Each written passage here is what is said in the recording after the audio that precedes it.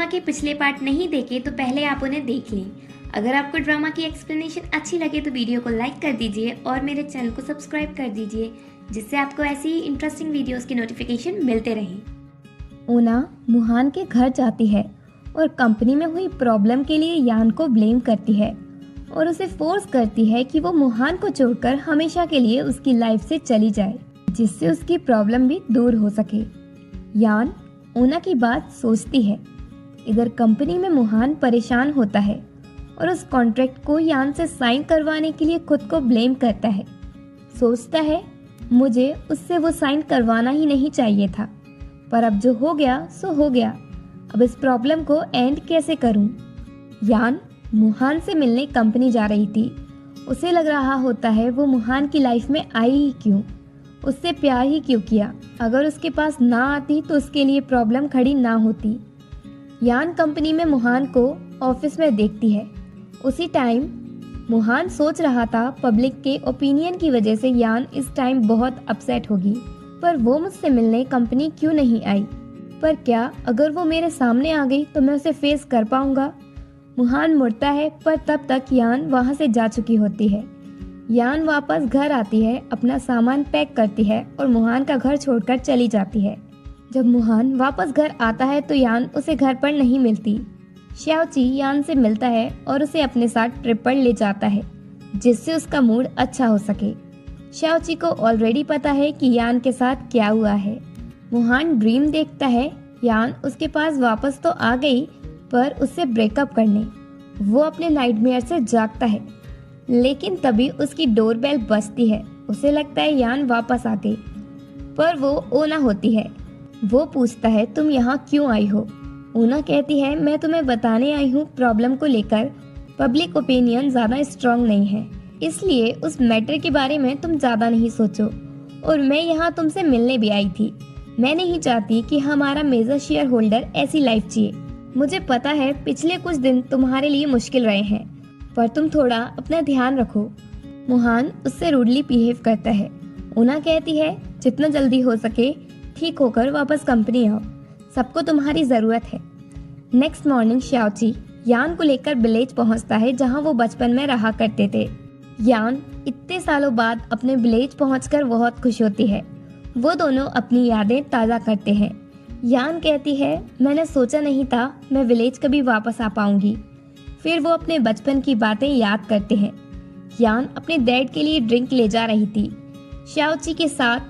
श्याओची थक जाता है और जल्दी चल नहीं पाता। वो उससे कहती है जल्दी चलो, अगर डैड की ड्रिंक नहीं दी तो वो मुझे मारेंगे। पर फिसलने की वजह से उससे बॉटल टूट जाती है। श्याओची उससे कहता है कोई बात नहीं, तुम मेरे साथ मेरे घर चलो। यान उसके साथ नहीं जाती। श्याओची कहता है अगर मेरे साथ चलोगी तो मैं तुम्हें मैजिक दिखाऊंगा। यान उसके साथ जाती है। श्याओची कहता है मैं तुम्हें फेरी ब्रिज दिखाऊंगा। श्याओची उसे एक जगह पर ले जाकर रेनबो दिखाता है, और यही श्याओची ने श्याओयान से रुयान नेम दिया था। प्रेजेंट में उसी सेम प्लेस पर जाकर वो दोनों रेनबो देखते हैं। श्याओची प्रे करता है कि यान हमेशा खुश रहे। यान कहती है तुम्हें मेरे लिए इतना करने की जरूरत नहीं है, मैं ठीक हूँ। अब चलो हम उस ट्री पर चलते हैं जहाँ बचपन में हमने लेटर रखे थे। ट्री की कहानी ये है, बचपन में यान के डैड उसे जरा सी गलती पर बहुत मारा पीटा करते थे, तो वो श्याओची के साथ उस ट्री के पास जाकर बैठती।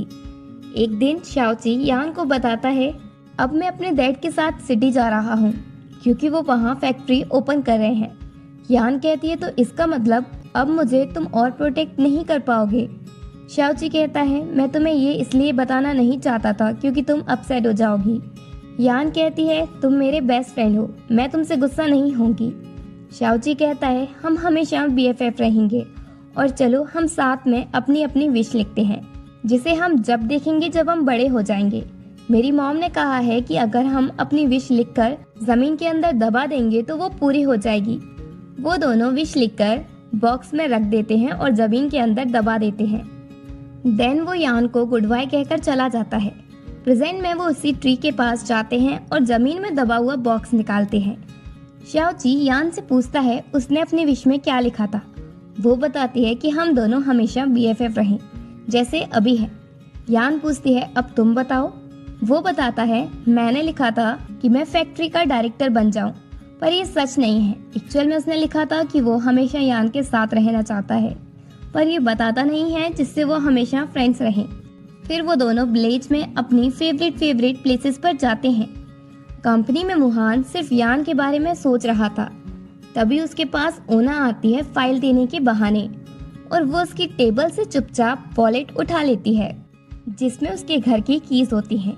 रात को जब मुहान घर पहुंचता है तो देखता है डोर पहले से ही खुला है और अंदर देखता है कि डिनर ऑलरेडी तैयार है। तभी ओना उसके पास आती है। मुहान पूछता है, तुम मेरे घर अंदर कैसे आई? ओना झूठ कहती है, वो क्या है ना, जब तुम स्टीव की कंपनी का इंस्पेक्शन करने गए तो घर की कीज मेरी कार में ही छोड़ आए, इसलिए मैंने यहाँ आकर तुम्हारे लिए डिनर बनाया। मुझे पता है तुम अभी अच्छे मूड में भी नहीं हो। देखो, आज मैंने सब तुम्हारी फेवरेट डिशेस बनाई हैं। ओना उससे बात करती रहती है पर वो उसकी एक भी बात का जवाब नहीं देता। वो बस यान के बारे में सोचता रहता है। देन ओना उसे इम्पोर्टेंट बात बताती है कि मेरे डैड हमारी कंपनी के साथ कोलैबोरेशन करना चाहते हैं, इसलिए तुम उनसे मिल लो। मुहान कहता है, मैं अभी नहीं मिल सकता, फिर कभी मिल लूंगा, मैं बिजी हूँ थोड़ा। ओना कहती है, ठीक है, पर इस टाइम एक और बात जरूरी है, वो है हमारी रिलेशनशिप के बारे में। मुहान कहता है, हमारी मैरिज का डिसीजन स्टार्टिंग से ही गलत है। ओना उसे आगे कहने से रोकती है और वो कहती है, अभी मैरिज के बारे में नहीं सोचते, पर कंपनी के बारे में सोचना जरूरी है। देन मुहान उसकी बात इग्नोर करते हुए वॉशरूम चला जाता है और यान को कॉल करता है, पर वो आउट ऑफ रीच होता है। मुहान बहुत परेशान होता है यान के लिए। बाहर वो ओना को किसी से फोन पर बात करते हुए सुन लेता है, जिससे उसे पता चलता है कंपनी और यान के लिए प्रॉब्लम ओना ने करवाई है। वो कॉन्ट्रैक्ट उसने ही मीडिया को दिए हैं। मुहान सच जानने के बाद उसकी तरफ स्माइल करता है और यान को ढूंढने निकल जाता है। और इसी के साथ पार्ट 4 एंड होता है।